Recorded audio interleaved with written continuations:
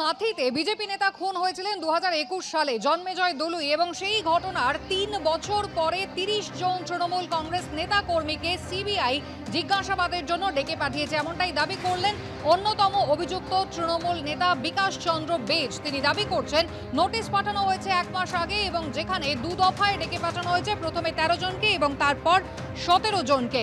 Chargesheet আগেই দেওয়া হয়েছিল এবং এফআইআরে এদের কারোর নাম ছিল না, এমনটাই দাবি করছেন কাঁথির তৃণমূল নেতা। ইনি কাঁথি 3 নম্বর পঞ্চায়েত সমিতির সভাপতি এবং আইএনটিটিইউসি কাঁথি সাংগঠনিক জেলা সভাপতি। ভোট সন্ত্রাসী বিজেপি নেতা খুনের ঘটনায় 30 জন তৃণমূল নেতা কর্মীকে তলব করেছিল সিবিআই, এমনটাই দাবি করলেন অন্যতম অভিযুক্ত তৃণমূল নেতা বিকাশ চন্দ্র বেজ। তিনি কাঁথি 3 নম্বর পঞ্চায়েত সমিতির সভাপতি এবং আইএনটিটিইউসি কাঁথি সাংগঠনিক জেলা সভাপতি। তৃণমূল নেতার দাবি, লোকসভা ভোটের আগে 3 বছরের পুরনো মামলায় তাদের 30 জন নেতা কর্মীকে রাজনৈতিক উদ্দেশ্য প্রণোদিতভাবে সিবিআই ডেকে পাঠিয়েছে। প্রথম দফার নোটিশে নাম রয়েছে 13 জনের এবং পরের নোটিশে নাম রয়েছে 17 জনের। ডেকে পাঠানো হয়েছে কলকাতার নিজাম প্যালেসে। দুটি নোটিশই পাঠানো হয়েছে গত মাসে। 2021-এর 30শে মার্চ কাঁথি 3 নম্বর ব্লকে খুন হয়েছিলেন বিজেপি নেতা জন্মেজয় দলুই। ঋত্বিক প্রধান আমাদের প্রতিনিধি রয়েছেন আমাদের সঙ্গে টেলিফোন লাইনে। ঋত্বিক, ঠিক কি অভিযোগ?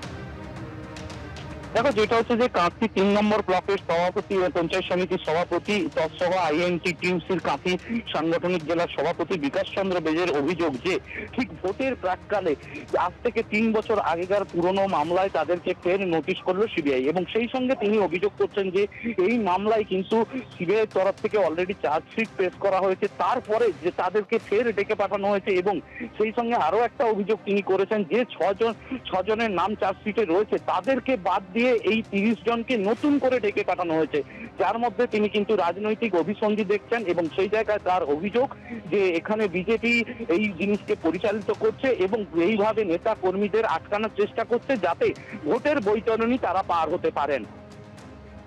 ঋত্বিক, ধন্যবাদ। অন্যতম অভিযুক্ত তৃণমূল নেতা বিকাশ চন্দ্র বেজ, তিনি কি বলছেন শোনাবো। এই কেসটা ছিল প্রথম যে স্টার্ট হয়েছিল 30/3/2021-এ। 30/3/2021 ওই একই কেসে আবার কেস হলো, আবার ডিসেম্বর মাস 2021-এ আবার একটি কেস হলো। ঘটনাটা হচ্ছে নির্বাচনের সময় এভাবে নোটিশ ধরানো হয়, ভয় দেখানো হয়। এটা রাজনৈতিক বৈতরণী পার হওয়ার জন্য, 24-এর লোকসভা নির্বাচন পার হওয়ার জন্য বিজেপির এইরকম একটা চক্রান্ত, অন্য কিছু নয়। তো সেটা নিশ্চিতভাবে আমরা আমার কোর্টের মাধ্যমে আমরা তার মোকাবিলা করব। আপনি আরেকটা কথা বলছিলেন যে এই কেসে কি চার্জশিট হয়ে গেছে? হ্যাঁ, এই কেসে অলরেডি চার্জশিট হয়ে গেছে। 6 জনের নাম আছে সেই চার্জশিটে।